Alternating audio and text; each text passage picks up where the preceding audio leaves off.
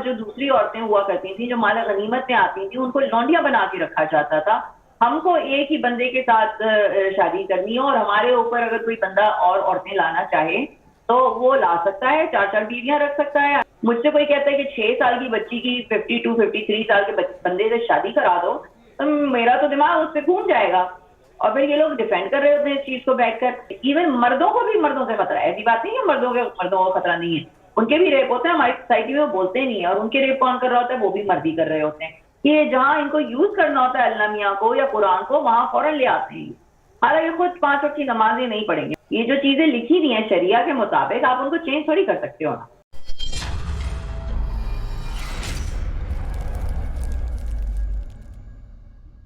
Hello दोस्तों, स्वागत है आपका न्यूज चैनल में एक और वीडियो के साथ। वीडियो काफी शानदार है, इसलिए अंत तक जरूर देखें। वीडियो में आप पाकिस्तानी मुस्लिम लड़की महलिस सरकार को देखने वाले हैं, जो कि फिलहाल कनाडा में रह रही हैं और इन्होंने इस्लाम को छोड़ दिया है। दोस्तों, ऐसा क्या कारण था कि महलिस सरकार को इस्लाम छोड़कर एथिस्ट बनना पड़ा? दोस्तों, आज के समय में ऐसे बहुत से लोग हैं जो कि इस्लाम को छोड़ने में लगे हुए हैं, और इन मुस्लिम्स में लड़कियों की संख्या अधिक है। और इसकी वजह भी आपको महलिस सरकार की बातों को सुनने के बाद मालूम चलेगी कि औरतें इस्लाम को ज्यादा क्यों छोड़ रही हैं। और दोस्तों, इस डिबेट में महलिस सरकार ने बिल्कुल तथ्यों के आधार पर बात की है और इस्लाम छोड़ने की वजह बताई है कि किन कारणों से महलिस सरकार को इस्लाम से नफरत हो गई। तो दोस्तों, डिबेट काफी शानदार होने वाली है, इसलिए अंत तक जरूर देखें। तो चलिए दोस्तों, देखते हैं मेन डिबेट।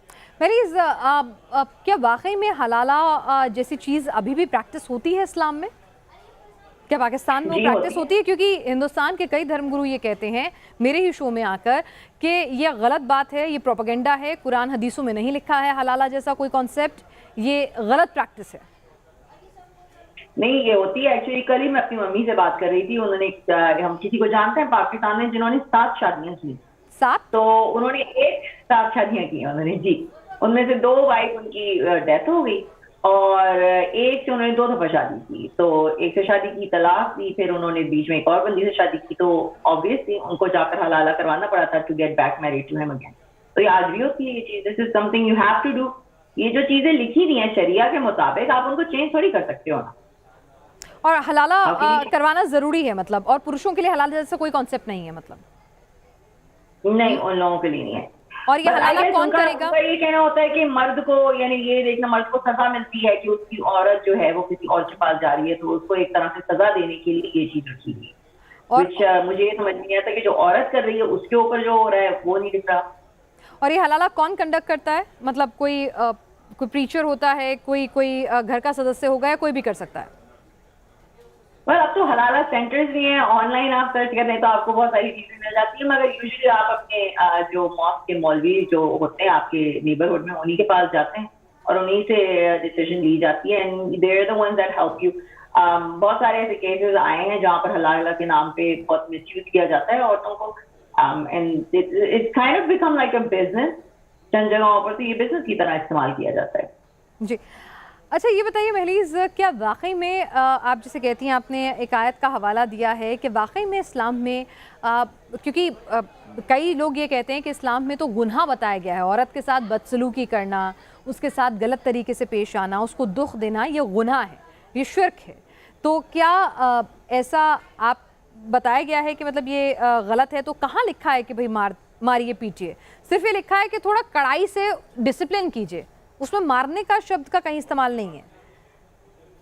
नहीं, उसमें है, उसमें जो अरबिक वर्ड है उसका मतलब मारना ही होता है। ये अब जाकर इन लोगों ने तर्जुमे जो है थोड़े बहुत चेंज करने शुरू कर दिए हैं, वो भी इंग्लिश में। अगर आप अरबिक का वर्ड उठाएंगे तो उसमें मारना ही मीनिंग उसकी बनती है, उसकी कोई और मीनिंग बनती नहीं है। वरना फिर ये आपको ये कॉन्टेक्स्ट नहीं दे रहे होते कि भाई आपने ऐसे मारना है, आपने मसवाक से मारना है, आपने मुंह पे नहीं मारना है। बात यह है कि मारना ही क्यों है। तो दिस इज रिटन देयर 434। इसके आप आगे पीछे इनको घुमाते रहेंगे आपको, मगर जो लिखा है वो आपके सामने लिखा है। आप जाके तफसीर भी पढ़ लें उसकी, तो उसमें ये सारी चीजें लिखी नहीं है कि किस तरह से मारना है, कैसे नहीं मारना है। और आप मुझे खुद बताएं, अगर आपको गुस्सा आया हो किसी के ऊपर, तो क्या आप जाकर उनको प्यार से मारेंगे या आप उनको जोर से मारेंगे? ऐसे तो नहीं सोचता ना मारते वक्त बंदा। तो इट्स नॉट ओनली के सिर्फ मारना ही है। हमारा दिमाग आधा है, इस वजह से हमारी गवाही आती है। फिर हमको विरासत में जो है उसमें भी हिस्सा आपको पूरा नहीं मिलता है।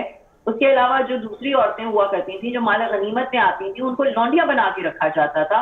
हमको एक ही बंदे के साथ शादी करनी है, और हमारे ऊपर अगर कोई बंदा और औरतें लाना चाहे तो वो ला सकता है, 4-4 बीवियां रख सकता है। आई मीन ये किसी भी आप औरत से पूछ लें, या आप वो बर्दाश्त नहीं करेगी कि उसके ऊपर सौतन आए या उसके दुनिया की किसी और के साथ शादी हो। मगर ये इम्तिहान मांगा है अल्लाह मियां ने हमसे कि हम बर्दाश्त करें कि बंदा जो है वो 4-4 शादियां करे।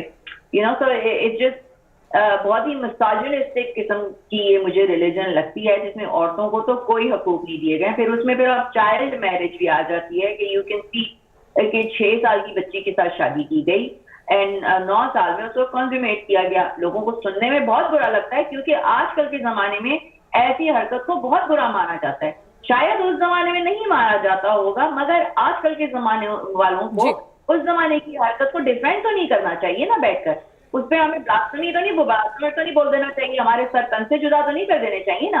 क्योंकि as a person of 21st century मुझसे कोई कहता है कि 6 साल की बच्ची की 52-53 साल के बंदे से शादी करा दो, तो मेरा तो दिमाग उस पर घूम जाएगा। और फिर ये लोग डिफेंड कर रहे होते हैं इस चीज को बैठकर। मेलीज ये बताइए कि क्या पार्लर नहीं जा सकती, तैयार नहीं हो सकती, तो ये एक मेल डोमिनेटिंग सोसाइटी की मिस इंटरप्रिटेशन है इस्लाम की, या वाकई में कहीं कुरान हदीसों में इसका जिक्र है?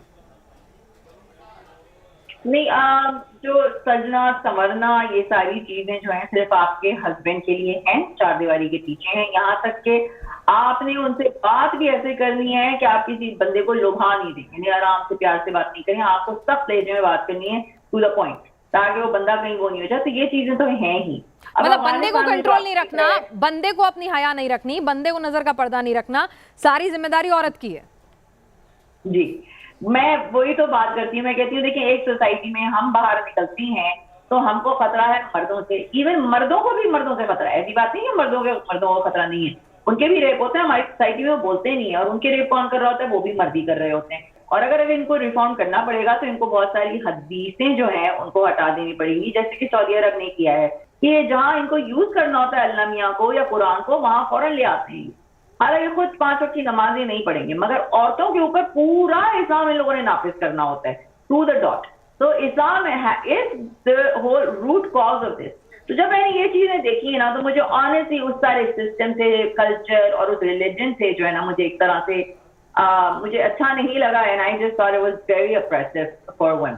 जी, तो दोस्तों उम्मीद करता हूँ वीडियो आपको पसंद आया होगा। वीडियो पसंद आए तो चैनल को सब्सक्राइब करें, साथ में बेल आइकन को प्रेस करें ताकि हमारे आने वाली वीडियोस का नोटिफिकेशन आपको तुरंत प्रभाव से मिल जाए। दोस्तों बीते कुछ दिनों में अमेरिका की यूनिवर्सिटी के द्वारा एक सर्वे किया गया था, जिसमें चौंकाने वाले आंकड़े मिले और ये बात निकलकर सामने आई कि आज के समय में मजहब से परेशान होकर 45% से ज्यादा मुस्लिम इस्लाम को छोड़ना चाहते हैं, लेकिन सर तन से जुदा की धमकी के कारण और मौलानाओं के द्वारा परेशान किए जाने के कारण इन लोगों की हिम्मत नहीं होती। दोस्तों मुस्लिम समुदाय में लड़कियां खासकर मजहब को छोड़ना चाहती हैं, क्योंकि जैसा कि मलिक सरकार ने आयतों का हवाला देते हुए बताया कि मुस्लिम्स का मजहब औरतों की इज्जत नहीं करता और तलाक और हलाला जैसी कुप्रथाओं के चलते महिलाओं को आर्थिक और शारीरिक शोषण भी किया जाता है और कुरान में महिलाओं को मारना जायज भी बताया गया है। दोस्तों इन्हीं सब चीजों से परेशान होकर मलिक सरकार ने इस्लाम को छोड़ दिया। दोस्तों सोचने वाली बात यह है कि मलिक सरकार ने तो हिम्मत करके इस्लाम को छोड़ दिया, लेकिन न जाने ऐसी कितनी भी महिलाएं होंगी जो कि ऐसे शोषण का शिकार हो चुकी हैं और वर्तमान में भी हो रही हैं। अब धीरे धीरे इस्लाम में रिफॉर्म करना स्टार्ट करने लगा है, क्योंकि सऊदी अरब कहीं ना कहीं ये जान चुका है कि ये समय के साथ परिवर्तन बहुत ज्यादा जरूरी है। इसीलिए सऊदी अरब के प्रिंस मोहम्मद बिन सलमान ने बहुत सी हदीसें और आयतों को हटाया भी है जो कि मानवता के खिलाफ थी। तो दोस्तों वीडियो के बारे में आपकी क्या राय है कमेंट बॉक्स में जरूर बताएं, और वीडियो पसंद आए तो चैनल को सब्सक्राइब करें, साथ में बेल आइकन को प्रेस करें ताकि हमारे आने वाले वीडियोस का नोटिफिकेशन आपको तुरंत प्रभाव से मिल जाए। मिलते हैं अगले वीडियो में। जय हिंद, राम राम।